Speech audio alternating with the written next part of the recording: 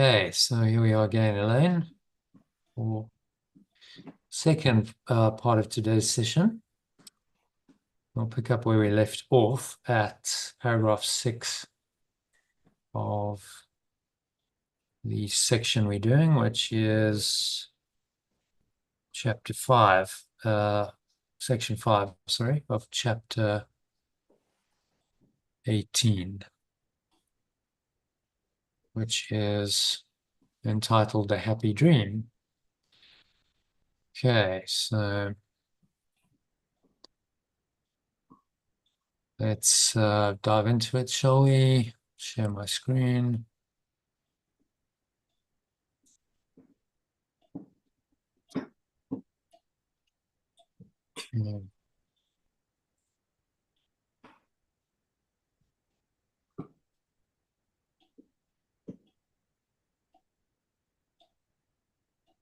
Okay, so let's just, I think we started paragraph 6. We did the first sentence or two. Yeah. Let's just start again. So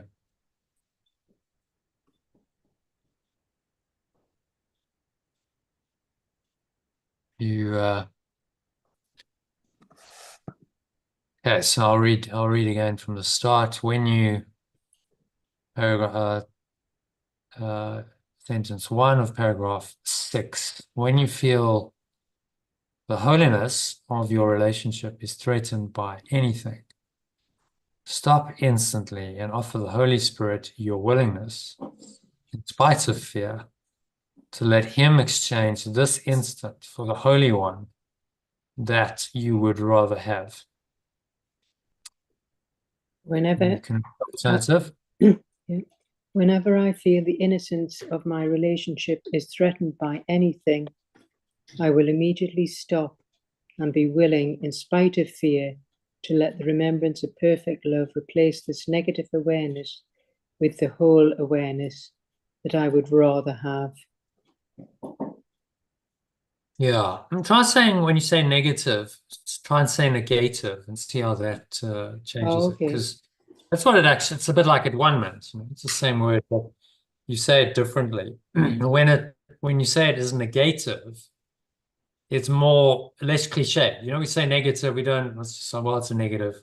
It's a negative thought. It's actually negative. It negates the truth. It negates what is positive, which is why it is negative. Yeah. But you say it with that emphasis, and it emphasizes what negative awareness is. It's the awareness that negates true awareness. Yeah, darkness. It's so I've translated darkness as willingness in spite of fear. Let him exchange this instant for the Holy One you would rather have. To let the remembrance of love replace this negative awareness. Yeah, yeah. So negative awareness is darkness or fear, because it negates the truth of perfect love. It negates our true awareness, which is why it's negative awareness. Okay, so number 2, he will never fail in this. It will never fail in this. But forget not that your relationship is one.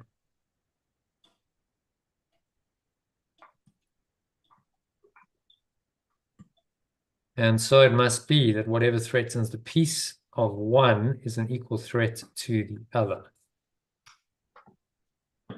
My relationship is one, and so it must be that whatever threatens the peace of one person is an equal threat to the other's peace of mind.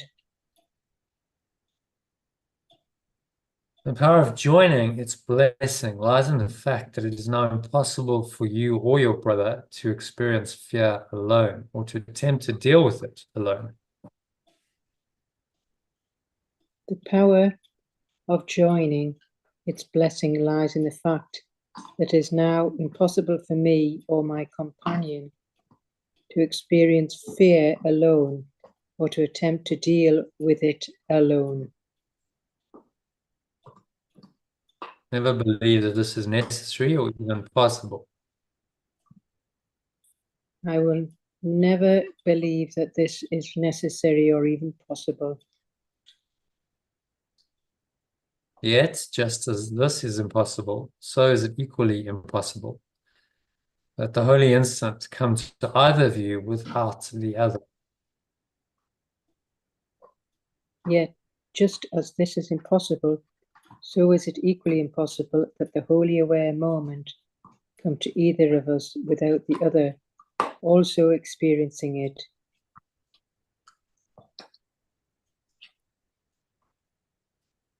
And it will come to both at the request of either.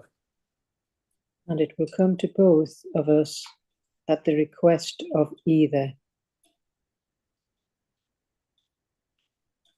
Okay, and from the top.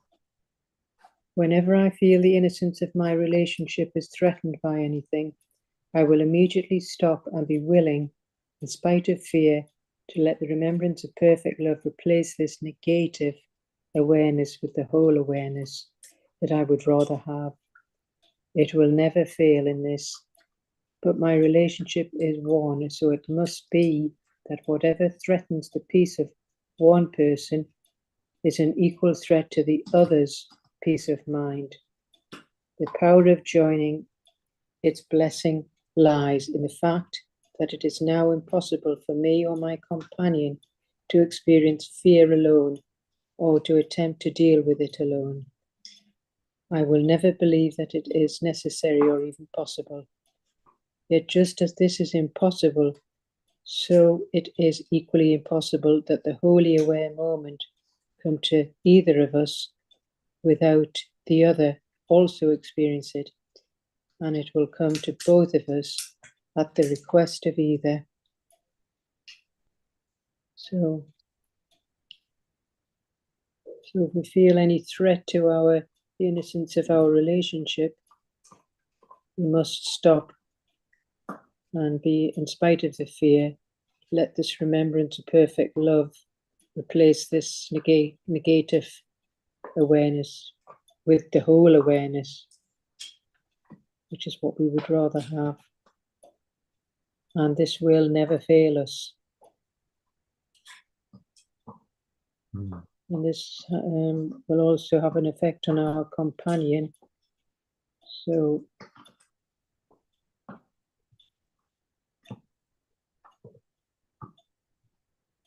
well, just whatever comes to me will also, my companion will experience it too. It will come to both of us at the request of either or either. And you do see how that works in relationships. You know, you feed off each other. One person gets upset, and the other person gets triggered, gets upset as well. And you know, you either use that positively or negatively. You're either going to use it for the ego, and both of you just get upset with each other and use the relationship incorrectly to perpetuate the ego, or use it positively. Well, that law applies to love and peace and joy. So if one person is really rooted in peace, they can bring someone else into peace. You know, whoever is saner at the time, I think that's actually in the next paragraph. Whoever is sane at the time brings the other one back into true awareness. Or you can pull each other into negative awareness,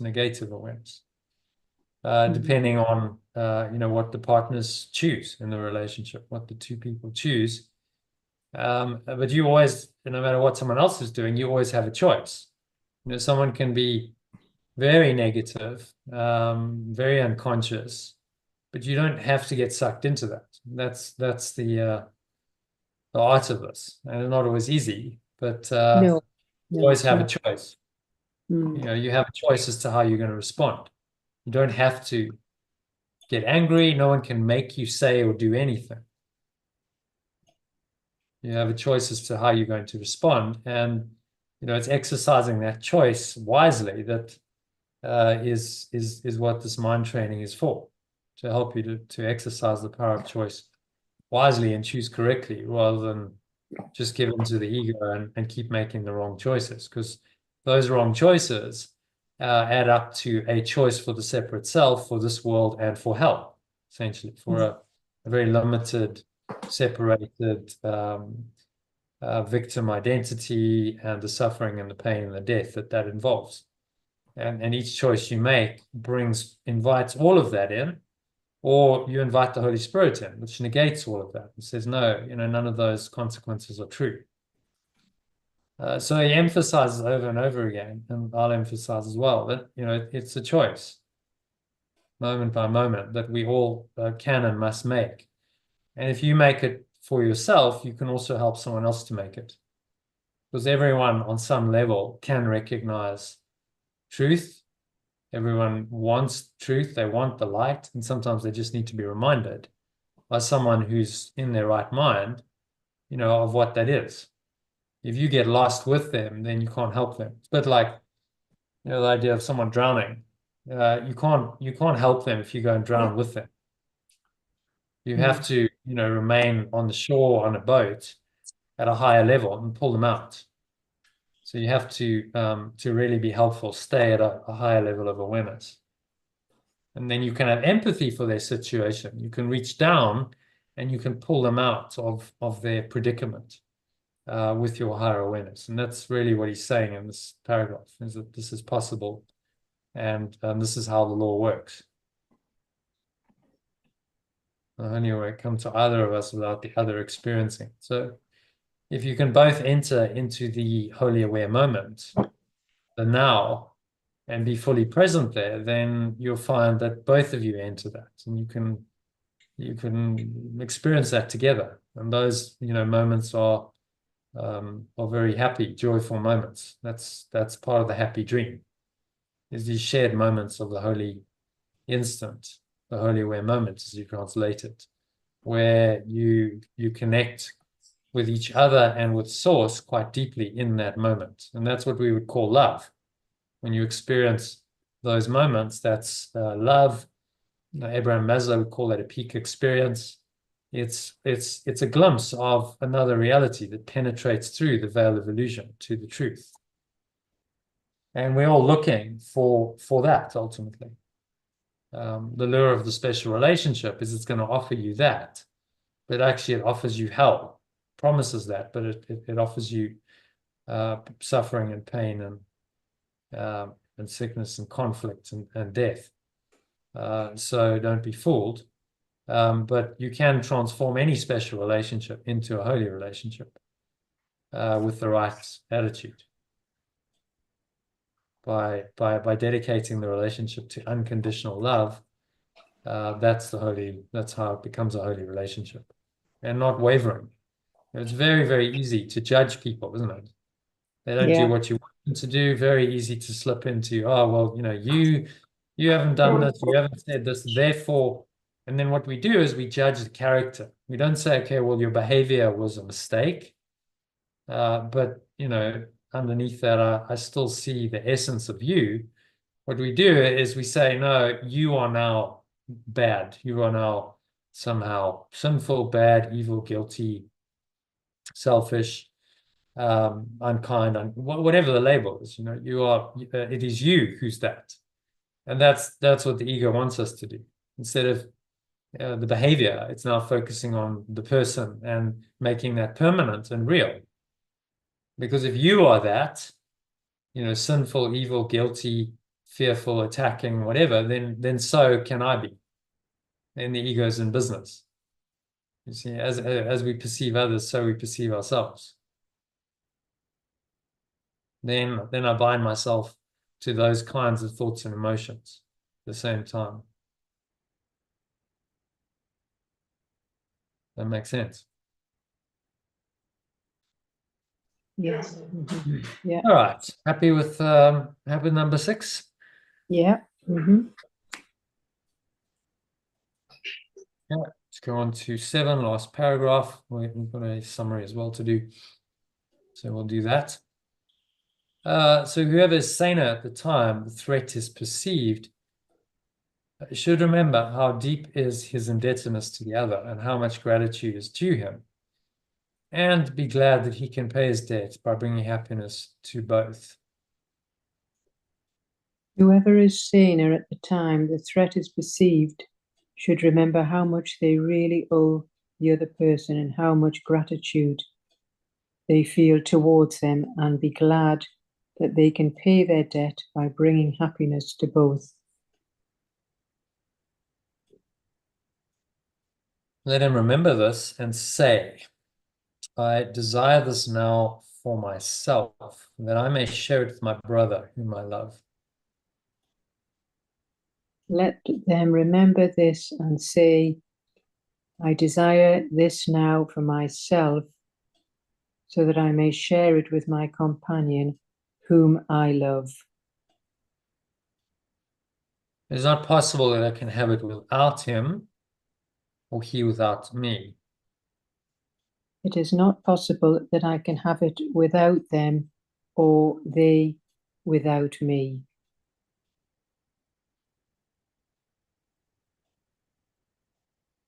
Yet it is wholly possible for us to share it now. Yet it is wholly possible for us to share it now. And so I choose this moment, this instant, as the one to offer to the Holy Spirit, that his blessing may descend on us and keep us both in peace.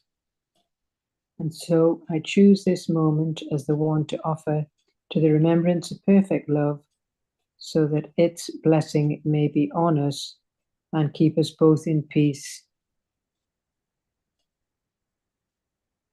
From the top? Yeah. Whoever is saner at the time the threat is perceived should remember how much they really owe the other person and how much gratitude they feel towards them, and be glad that they can pay their debt by bringing happiness to both. Let us remember this and say, I desire this now for myself, so that I may share it with my companion, whom I love. It is not possible that I can have it without them, or they without me. Yet it is wholly possible for us to share it now.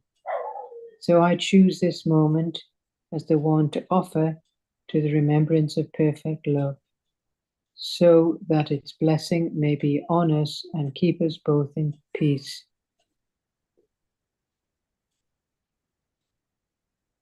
Yes, he's saying. Well, it's just whoever is the saner of the two should remember how much they owe to the other person and how much gratitude they feel towards them, and be glad to bringing this happiness to both. And then that's why gratitude is so key. You focus on what you're grateful for, what the person really brings you. Even if they're behaving unconsciously, you can still see that as what they're really helping me to do here is to face my own ego, because this is just my ego showing up in the mirror that they are, and to help me to let it go so I can free myself from it. So I'm grateful to them for being the mirror. That's essential if I'm going to be able to see clearly, what I need to let go of. So even if someone's behaving really unconsciously and unkindly, you can still be grateful for it, because it's all freeing your mind from the dream of death and disaster.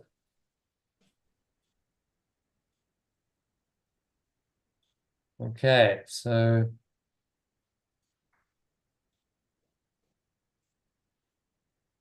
what else is he saying in here? Any other thoughts on this? A nice sort of prayer that he's got there. Maybe just read the prayer again. I desire this now for myself. I desire this now for myself, so that I may share it with my companions whom I love. It is not possible that I can have it without them, or they without me. Yet it is wholly possible for us to share it now.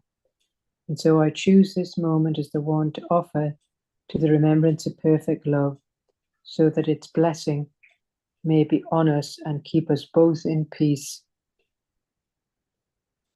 So it's just saying that this peace is only there when we share it.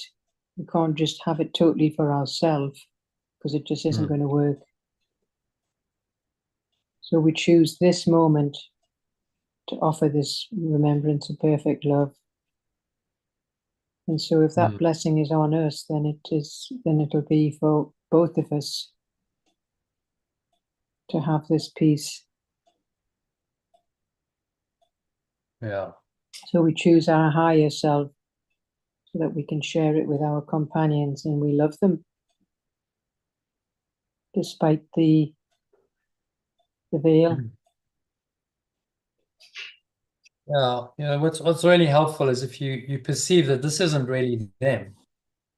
As hard as that sometimes is to do, you know, people can behave very unconsciously. We know that. But if you can understand that what you're seeing is not really true, it's not really them.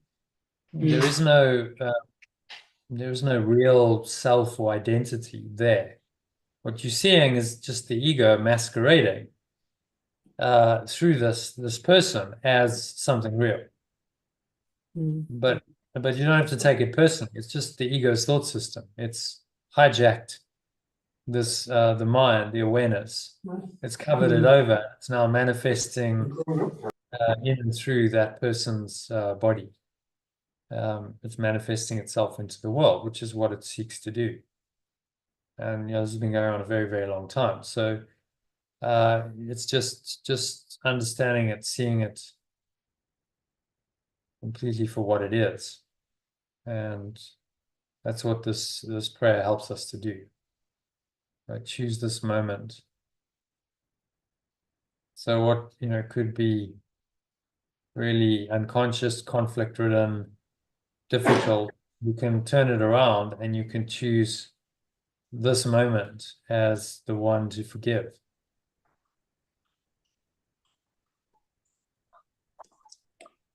The one to let go of. All right, so lovely prayer. Any other thoughts on that last paragraph? Let's do the summary, to summarize the whole thing. Yeah. Okay. So what paragraph each? Okay, if you don't want to read it all, I don't mind reading the paragraph. Yes, it sort of gives it a more, a bit more, you know, profound. Shall I go first? Yeah. Okay. Now I prepare to undo what never was, acknowledging that I cannot distinguish between truth and illusion. I realize that happy dreams and the innocent relationship, guided by the remembrance of perfect love, are steps towards awakening. I accept that I cannot control this process and must rely on the remembrance of perfect love to remove fear and guilt, building my faith and helping me reach the state of pure formless awareness. So it's just, we're preparing now to undo what never was and to distinguish between the truth and an illusion. So it's all just on our journey to our awakening. This, we realize the happy dreams and the innocent relationships are guided by this remembrance of perfect love. And they're just all steps on our journey towards awakening. So we can't control the process. We have to rely on this remembrance of perfect love to remove the fear and guilt and build our faith and helping us to reach this state of pure formless awareness. Yeah. Well done. I think for me, the key thing is accept I cannot control the process. You have to surrender. You know, the essence of the spiritual journey and the flow state, which are really one and the same, is that I have to let go of my control. You know, in my defenselessness, my safety lies. That was a recent review lesson we did yesterday, I think. Or when I defend myself, I'm attacked.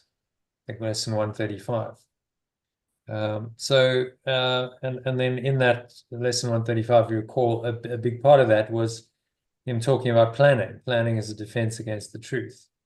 So as soon as you start trying to plan and manipulate and control reality here, you're making the mistake of trying to control and manage the process. Can't control and manage your own awakening because you don't know how to awaken. You know how to sleep and be in the illusion of a false self. Yeah, we know how to do that. We've trained ourselves well to do that. But we don't yet know how to be awake. And so it's not of ourselves, of the ego. The ego can't do that.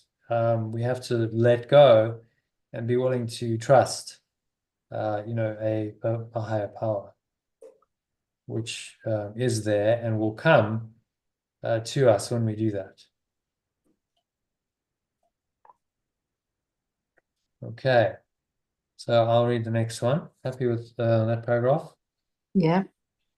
So through my innocent relationship, thousands can rise to the state of pure formless awareness with me, as this is the will of perfect loving awareness. Okay, so my innocent relationship brings others with me. I'm never healed alone. I cannot plan for this, but I trust that the necessary means will be provided. So again, the idea of letting go of planning and trusting the guidance. Happy dreams aligned with love and the will of pure formless awareness become reality because they are joyful and loving. Loving my companion as myself and fostering an innocent relationship is not a dream, but a useful step towards spreading joy. So I'm talking about love and joy. Remembrance of perfect love transforms my relationship into a happy dream, helping many realize that love is happiness, not fear. So as more and more people do this, it creates, in the morphic field, it creates more and more awareness of this.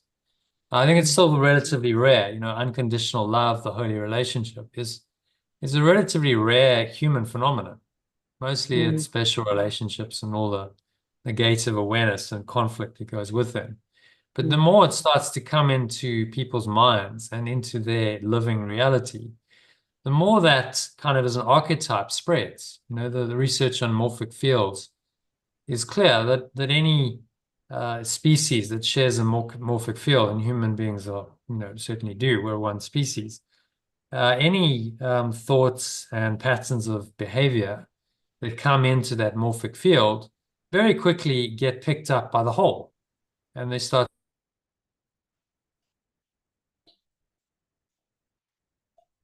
to be replicated. This doesn't just that species observing and learning directly from another member, as one would think. That would be the linear way, but it seems to happen over time and distance. So you can have different populations that never see each other, never meet each other, and yet there can be a synergy because it transmits in the mind, in universal mind, in this morphic field. And I think that's what he's talking about here. Spreading of the joy, the happy dream, love is happiness, and then that spreads out. If you hold that frequency of love very strongly, then it can't help but spread. And so he's saying, accept this one purpose of spreading the love and the peace and the joy through your relationship in the world. And you can't fail to, first of all, the relationship will be a lot happier, and both of you will be a lot happier because the relationship is in alignment with the truth.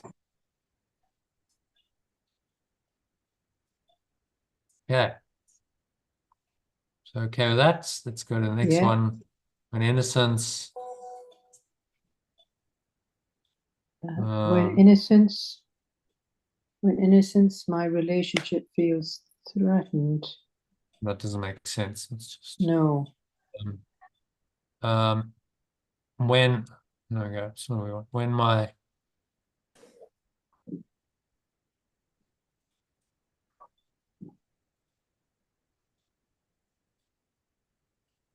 when my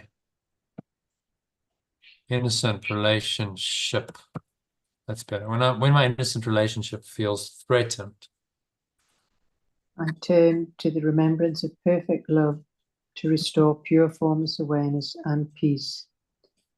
Our joined relationship means we cannot experience fear or resolve it alone. We must share it in the wholly aware moment together. The saner partner should express gratitude and offer the moment to the remembrance of perfect love, ensuring peace and happiness for both. This shared intention reinforces our true unity and purpose, bringing the blessing or pure formless awareness into our lives.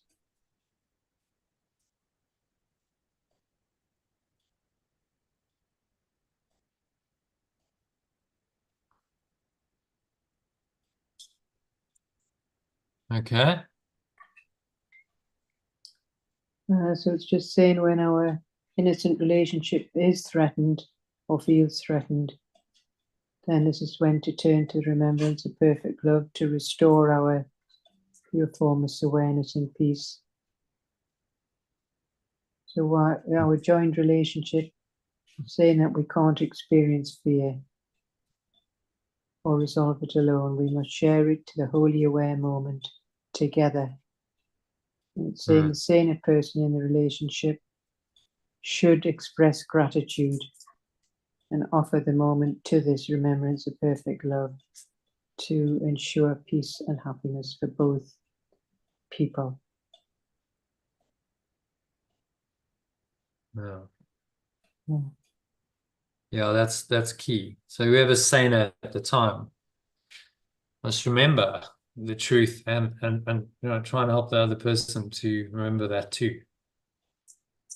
So, even if someone's behaving unkindly, unconsciously, you can still express gratitude. You say, well, okay, so, thank you for showing me my shadow.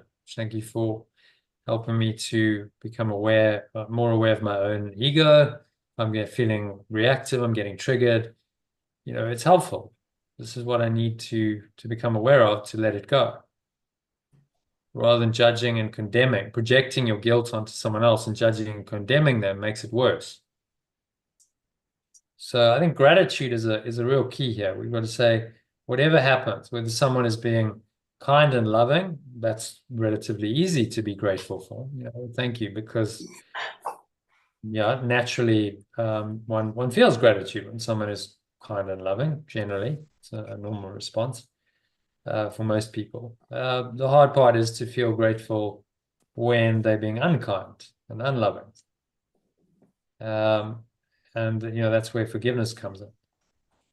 You have to see it differently and say, okay, well, what they're showing me is that I'm still attached to my separate self, that I've still got negative awareness going on because I'm still being triggered by this, I'm still reacting.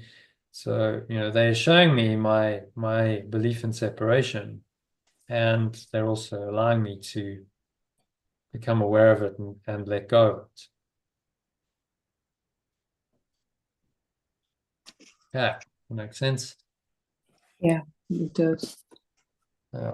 No, this is simple stuff. This isn't rocket. What he's saying isn't rocket science. It's been around a long time. These kinds of ideas, do unto others as you have them do unto you. Love your neighbor. This goes back thousands of years in the Christian tradition. From the beginning, 2,000 years. Other traditions, like the Eastern traditions, even longer. That there's this idea of being kind, loving and kind to your brothers, and then that's primary in most genuinely spiritual teachings. That is kind of the primary commandment. So Yeshua said, "Love the Lord your God with all your heart, soul, and mind." And but then he had a caveat: love your neighbor as yourself, because he understood if you just had number one, it'd be very easy to people just go, "Oh well, I love God with all my heart, mind, and soul." And then just exclude people and say, well, those people are somehow excluded from that. They're not of God, they pagans or heathens or sinners and so on. And he said, no, you can't do that. Because as soon as you judge anyone and you condemn anyone, you are disconnecting yourself from your source. You're experiencing negative awareness, which disconnects you from the whole awareness that you really are. Okay, so let's go on to the last one. My belief in order of difficulty and corrections. Is it me to read? I'll read this and then you read the key message. My belief in order of difficulty and corrections is based on my misconception that I am the judge of what is possible. What pure formless awareness of perfect love is, in truth, is not only possible, but is already present. This is why the past is over and only needs to be undone in my mind, which thought it really happened.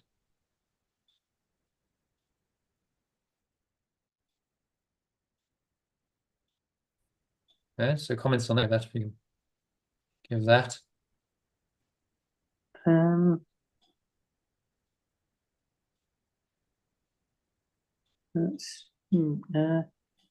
it's about our belief in order of difficulty and corrections is based on misconception that I am the judge of what is possible. But it's saying not pure formless awareness of perfect love is, in truth, is not only possible, but it is already present. So this is why the past is over and only needs to be undone in the mind, which thought it really happened, but didn't. Yeah. It never really happened. And this is what we struggle with. We think it's happened, we think it's real, and we have to correct our minds constantly and say, well, it hasn't really happened. We're just in a dream. The dream keeps being there, seemingly very real, but the dream isn't true. The dream's never really happened. So whatever's happening in the dream, you can overlook and look to the light of true awareness beyond it. Yeah.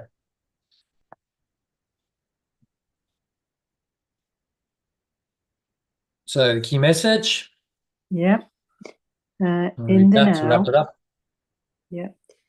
In the now, I can choose to let go of anything that disturbs my peace of mind, and in so doing, I will also be helping my companion with whom I am in a seeming special relationship to do the same. When I do this, I invite the other person to join me in what has become a healed and innocent relationship in that moment.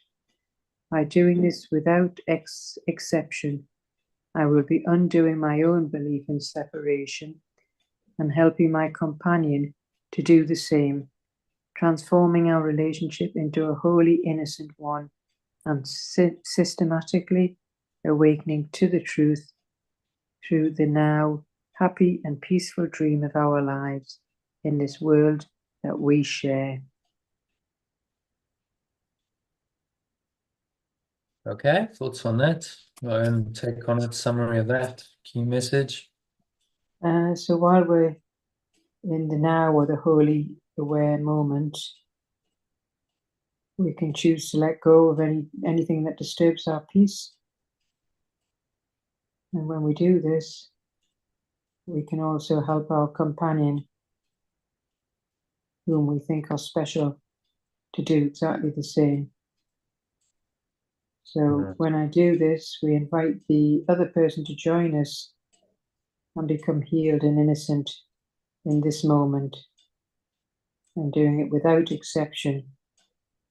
So we'll be undoing our own belief in separation and helping our companion to do the same, transforming the relationship into a holy, innocent one, and then awakening to the truth through the now happy and peaceful dream of our lives in the world that we share.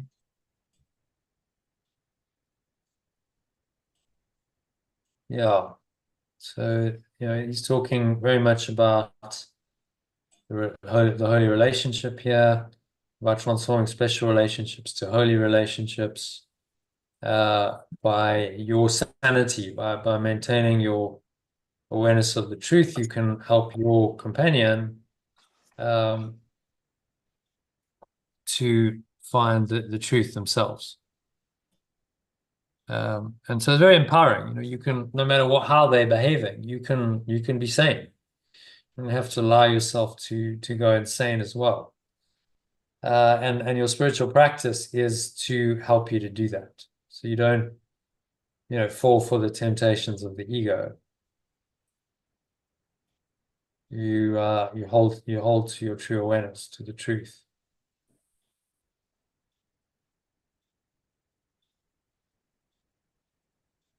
So yeah, overall a very a very positive, happy message.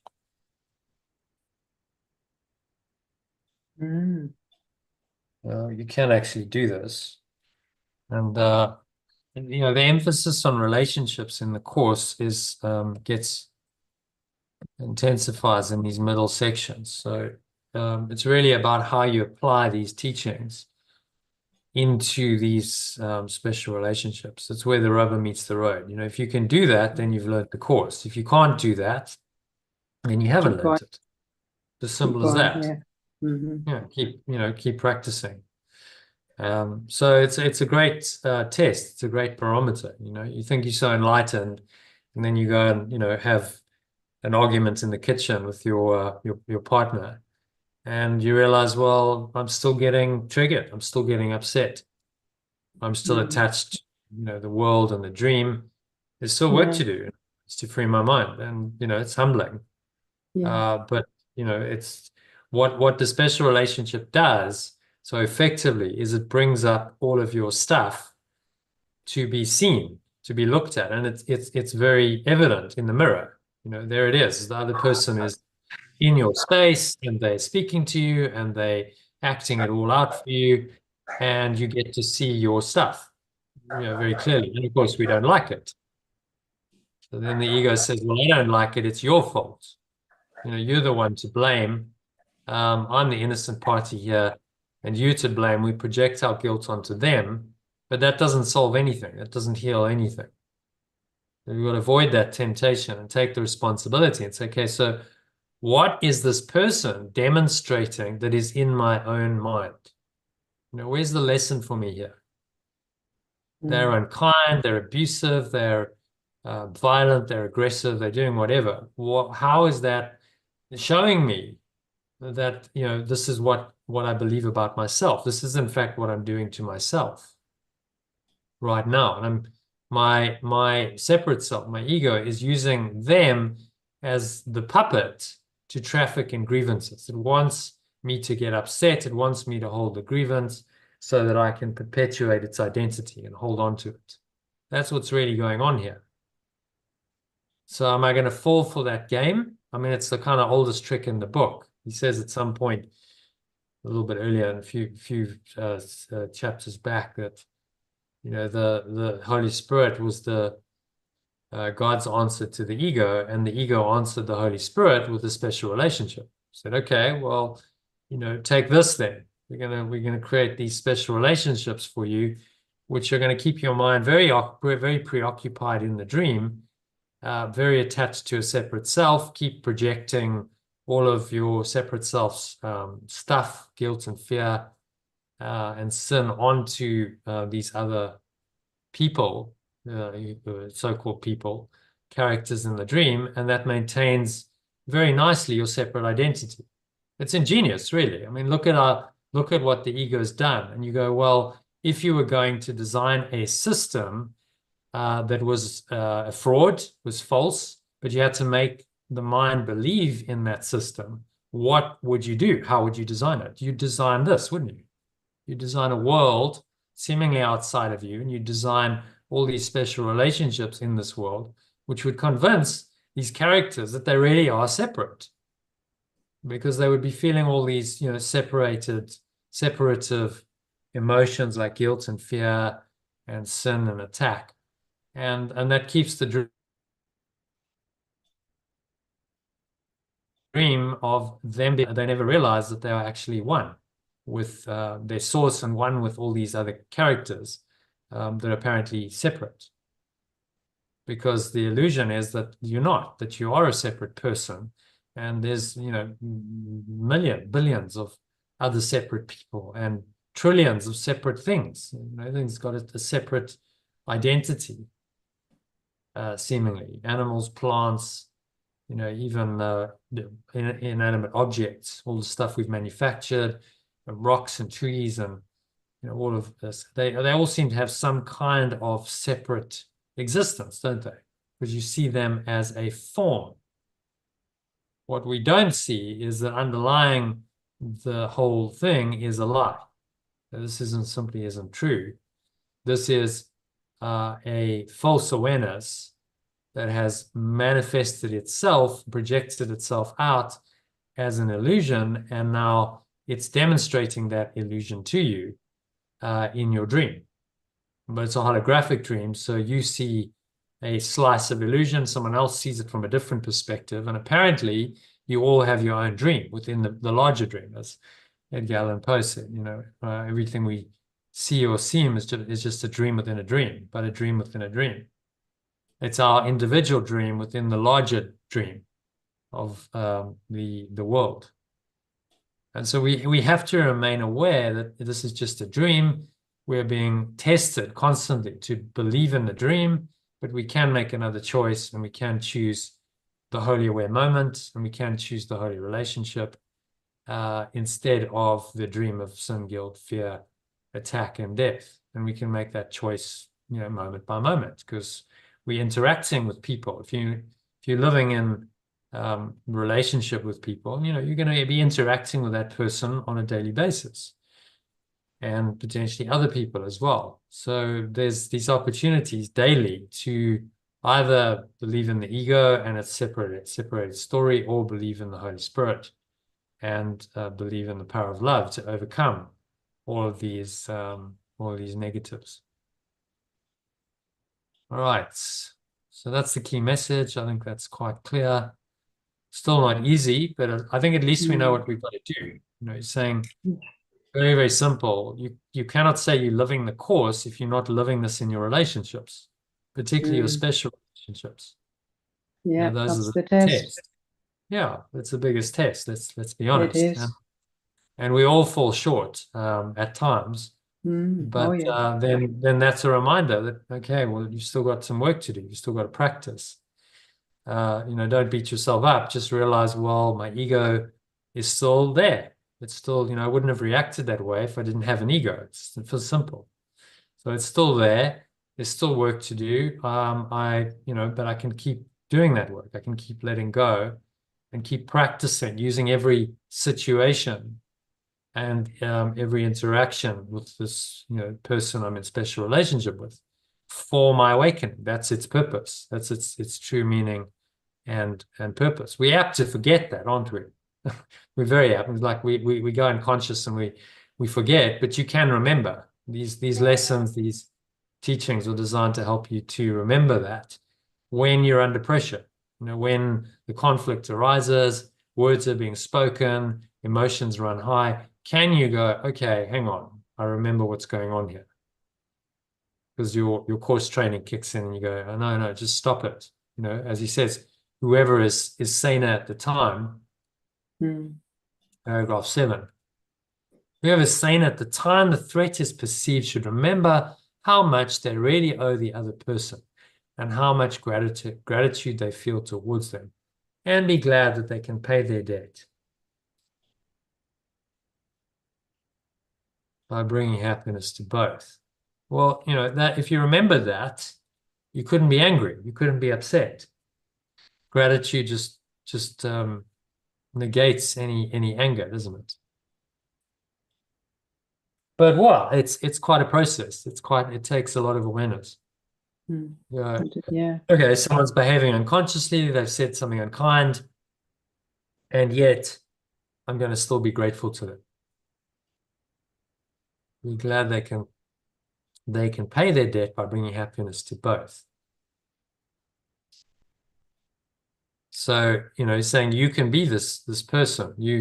If you're the saner one at the time, if you're practicing the course and maybe your partner isn't, as is your case, well, you're probably going to be the saner one at the time.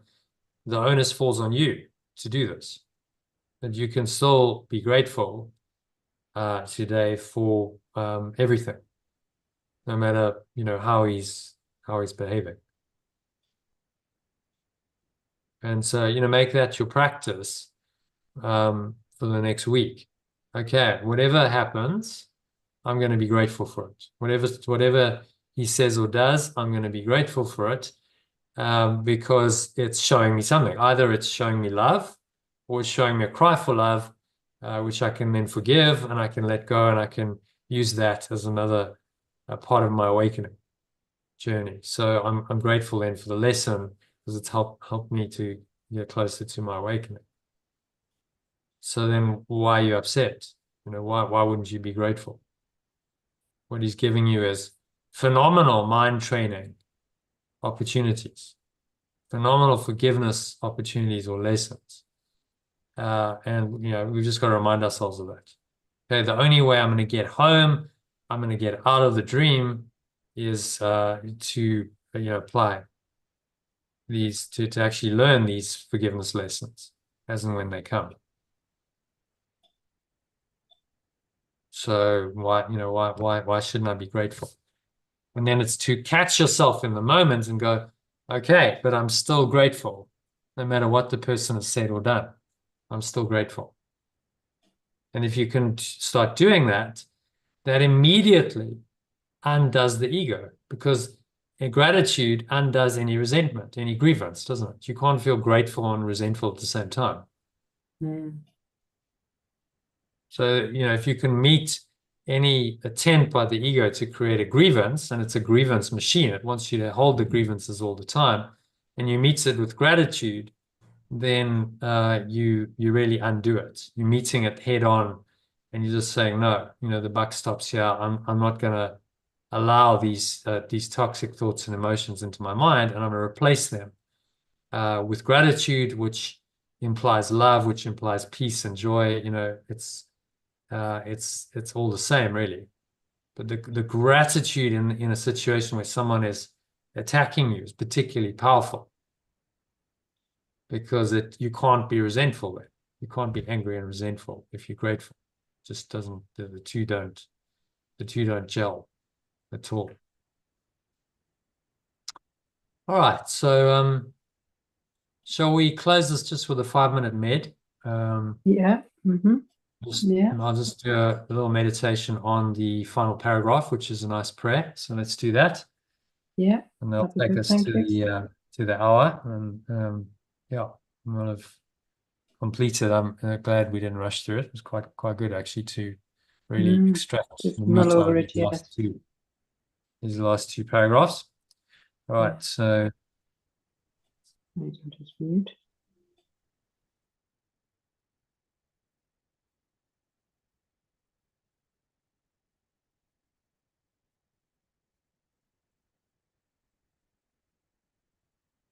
okay, so this is just a very short meditation, 5 minutes, on the last paragraph of this section, 5 of chapter 18, called The Happy Dream. So just close your eyes, make yourself comfortable, sitting in a meditation posture, feet shoulder width apart, back straight, cup your hands in your lap, close your eyes. And start off and taking a nice deep breath in through the nose. Breathing in, noticing how stomach rises and the chest rises and the subtle flow there in through the nostrils. Maximal inhale breath, pause at the top of the inhale. Now I want you to bring to mind a situation, maybe a recent one with your partner, your primary special relationship, where you got upset, where there was some anger, some resentment, a grievance. And I want you to just look at it from the lens of the gratitude that you can feel for that opportunity to once again be able to look at your ego and let it go. So Yeshua says, whoever is sane at the time the threat is perceived should remember how much they really owe the other person, how much gratitude they feel towards them, and be glad that they can pay their debt by bringing happiness to both.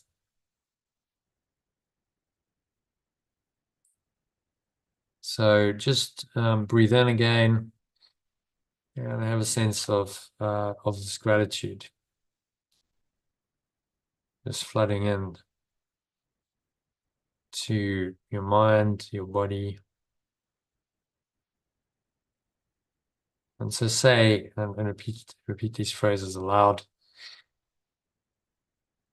as you exhale. Now I choose this for myself, so that I may share it with my companions whom I love. Now I choose this for myself, so that I may share it with my companions whom I love. Breathing in again, fusing every pore, every cell, every muscle of your body with this higher awareness, and you can visualize a golden or white light if that helps you, coming into every pore and every cell and every muscle of your body. And say, it is not possible that I can have it without them, or they without me.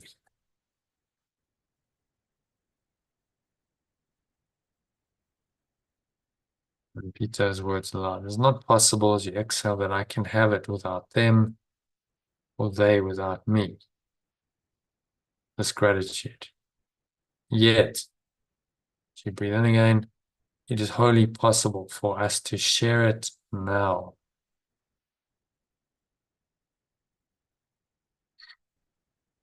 And so embrace it. It's wholly possible for us to share it now. And so I choose this moment as the one to offer to the remembrance of perfect love. I choose this moment as the one to offer to the remembrance of perfect love. Exhale on the truth of that, so that its blessing may be on us and keep us both in peace. And you exhale, have a sense of this blessing in your mind, extending outwards to other people, this person, your special partner, and that extends to everyone. They are just a symbol in the dream of everyone. One brother is all brothers. As you treat one, you treat all of them. That's the lesson.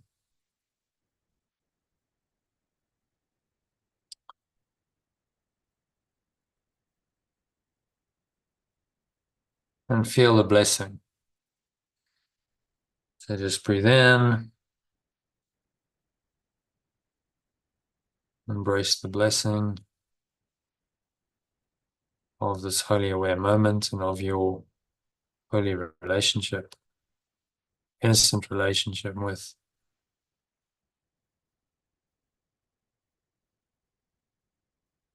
your brothers. Feel the peace, the love, the joy, the gratitude that floods into you. Breathe it into every pore and every cell and every muscle of your body and every part of your mind and every fiber of your being is in the light of this true awareness.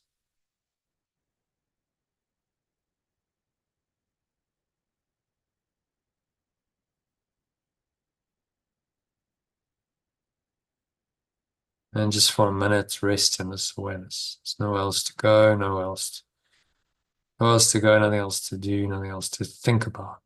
You just breathe, normal breaths, observe the breath flowing in, the breath flowing out. Have a sense of just surrendering, relaxing into this essence.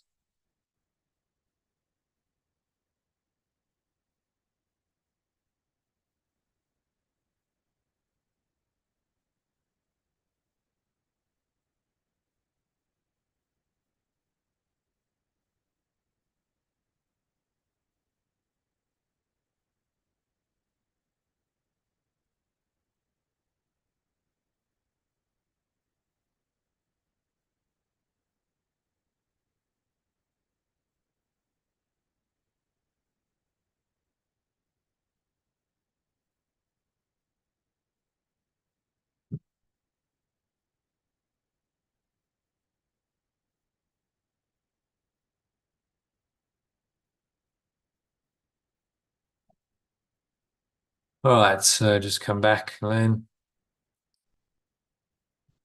John's just joined us. Hi, John. Hi, Joe. Yeah, good. Thanks. Hi, Elaine. Yeah, you all. Hi, John. Yeah.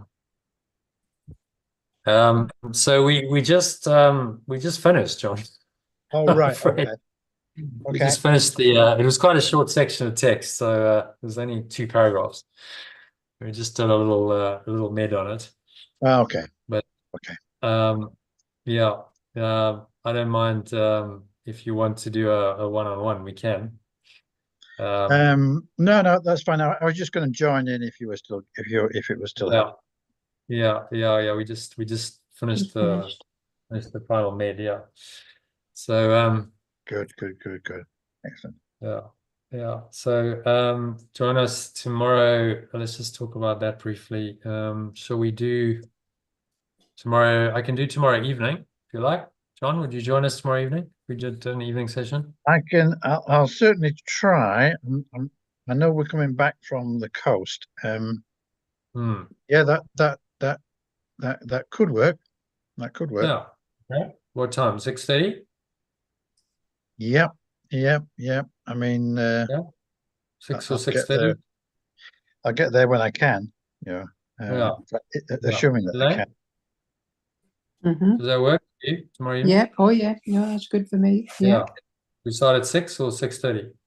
6:30 is good because then it's all the bits and bobs out the way. Yeah. Yeah. All right. 6:30 tomorrow. So join us. You can. We should be going till about 9.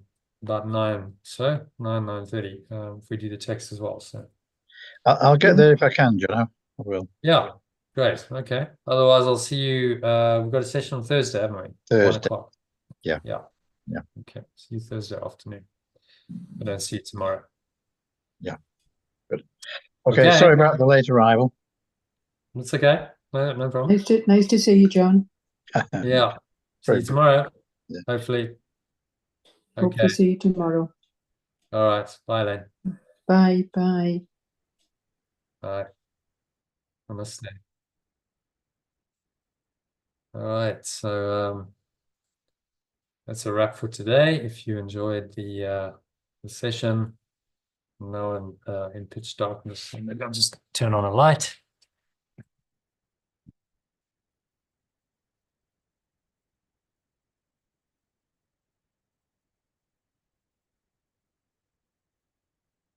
So if you enjoyed the session, then do subscribe to the channel to be notified by YouTube whenever I go live, which is typically 3 or 4 times a week.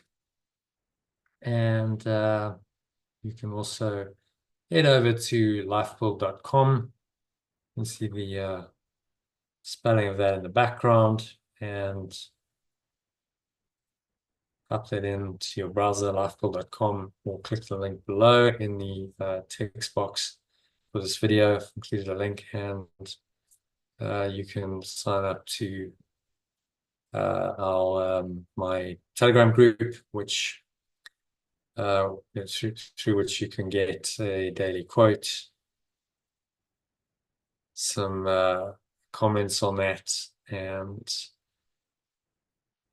your daily lesson for the day from A Course in Miracles, along with a short mini meditation or breath break to practice the lesson, and some other mind training material, as well as invitations to join the live sessions. I'll give you a login link to Zoom, so you can join these calls for 3 weeks at no charge. So check it out and dive in, subscribe, and I look forward to hopefully seeing you on the inside soon. Thanks for watching or listening, and namaste, which means the truth in me acknowledges and honors that same truth in you.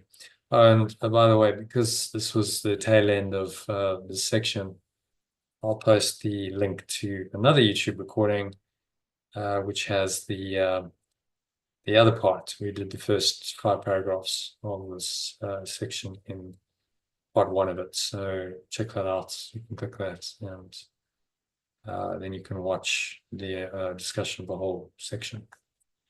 Okay, so thanks again for listening and watching. Hope to meet you on the